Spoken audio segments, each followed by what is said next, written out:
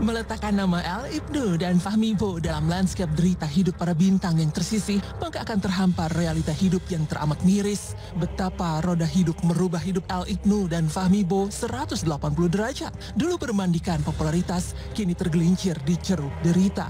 Dulu disayang, kini dihempas, hingga tertatih-tatih bertahan hidup seorang diri. Lantas seperti apa potret pilu dua bintang ini? Nestapa hidup Fahmi di usia 50 tahun begitu menohok.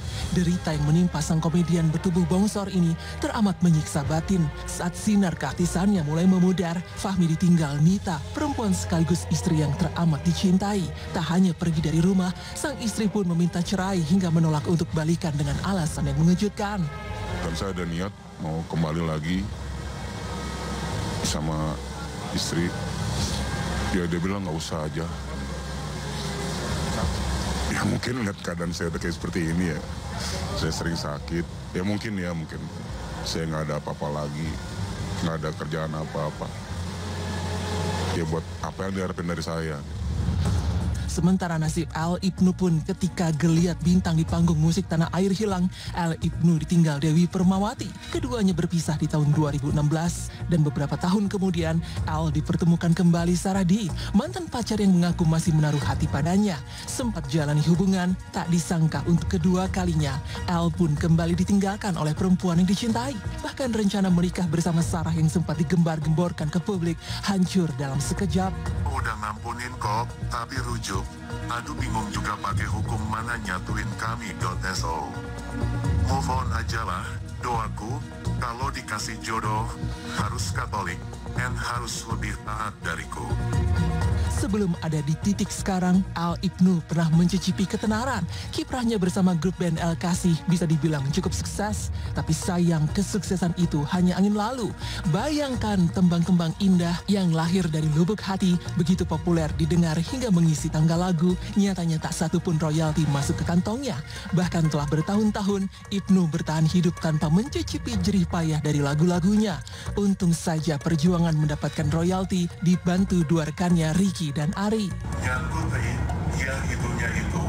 Bingung ngomongnya aku lu aja yang interpretasikan lah bro. Maklum lah lo pernah nyicipin yang namanya royalti. Itu kan dengan kondisinya seperti itu kan dia sulit memperjuangkan haknya. Makanya kita teman bandnya dan saya juga mewakili aksi membantu dari itu untuk mendapatkan haknya yang berhak dia dapatkan, yang sewajarnya dia dapatkan.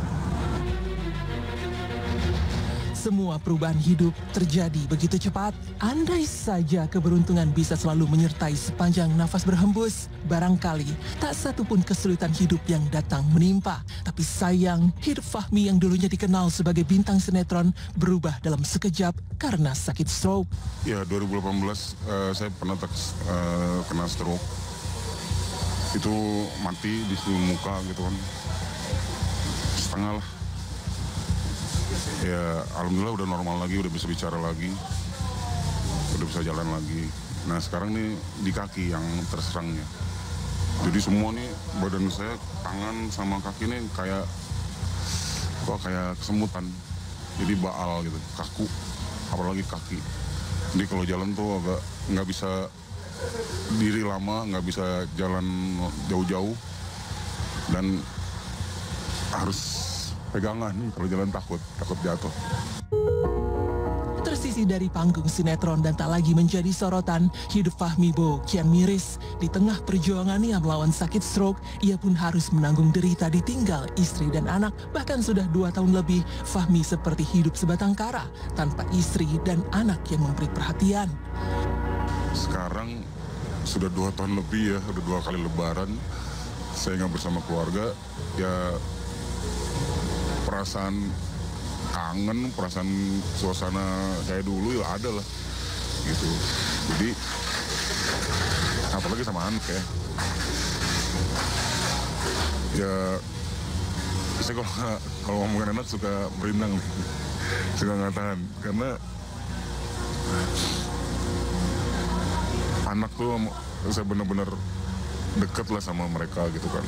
Cuman akses ketemu dia agak sulit, nggak tahu kenapa.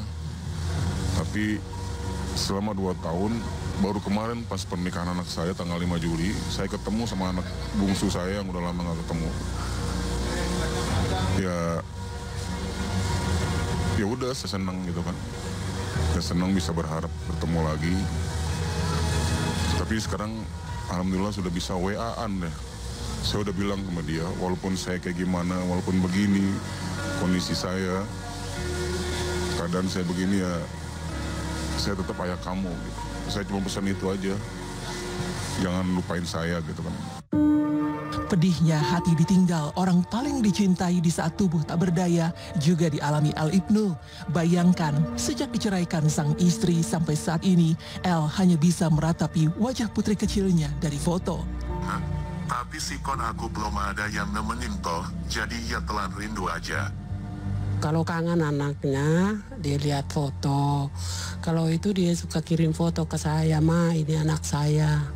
Anaknya seusia sama cucu saya. Perempuan juga cucu saya. Dicampakkan ketika tak lagi menjadi bintang, lalu ditinggal ketika tubuh dicengkram sakit stroke, kemudian dilupakan ketika sudah tak punya apa-apa. Tak ubahnya nestapa paling menyakitkan bagi El Ibnu. Di sebuah kontrakan kecil inilah ia tinggal seorang diri tanpa sanak keluarga. Untung saja ada Lucy, seorang perempuan paruh baya yang begitu tulus merawatnya dengan penuh kasih sayang seperti anak sendiri. Malam dia sendiri, kalau udah persiapan dia udah rampung saya pulang gitu. Dia sendiri. Kalau siang ya udah saya nemenin sampai ya pokoknya ya segala sesuatu dia butuhkan ya harus kita yang itu gitu ya, untuk layanin, siapin, sediakan gitu. Kamar kosong tuh perabotannya ditumpuk-tumpuk kayak gitu. Oh gitu. Tapi Mah kalau misalnya untuk makanan sehari-hari ini gimana? Mama yang buat di dapur atau gimana? Iya kalau dia minta baru, tapi kalau dia nggak ini ya nggak mau, ntar makannya dia juga susah nak. Iya untuk ngunyahnya juga susah. Sementara Fahmibo di kamar kos sempit, ia memulai hidup tanpa Nita dan juga anak-anaknya. Tragis memang, tapi apa daya, hidup harus terus berlanjut. Di kamar inilah Fahmi berjuang sendiri menghadapi realita hidup yang teramat pahit. Halo, Pak Vincent. Ya. Apa kabar nih Mas? Baik-baik kabarnya. Ya begini aja nih, sekarang saya di kosan, lagi di kosan. Tinggal sendirian sekarang ya? Iya. Kita mau lihat. Kok tahu dari mana? Kita mau lihat kosannya, boleh? Oh ya boleh ya, begini aja apa mau dilihat. Aktivitas yang biasa dilakukan apa nih Mas? Aktivitasnya sih untuk sekarang syuting masih belum ya. Karena juga kan kondisi saya masih kurang sehat di bagian kaki. Kaki ini udah kayak kaku lah gitu, dua-duanya ini udah merasa untuk bergerak tuh udah sulit gitu kan, untuk bergerak lama, apalagi berdiri lama gitu kan sakit gitu kan. Nah sekarang ini ya gini-gini aja gitu kan. Meski dihantam cobaan bertubi-tubi, Fahmi dan El Ibnu tak menyerah pada takdir. Selama nafas masih dikandung badan, apapun akan dilakukan untuk bisa bertahan hidup. Misalnya Fahmi bertahan hidup dari membuka warung kecil, sementara El Ibnu kini beralih profesi menjadi penulis lagu dan komposer musik. Dia mah di mana tempat kalau memang ada itu dia langsung. Kemarin kita sembahyang orang meninggal aja, pas begitu datang, loh ini anak kok lagi ngarang lagu rohani. Pas selesai dia bilang, Ma aku lagi tulis ini lagu rohani. Ya tadi Mama udah lihat.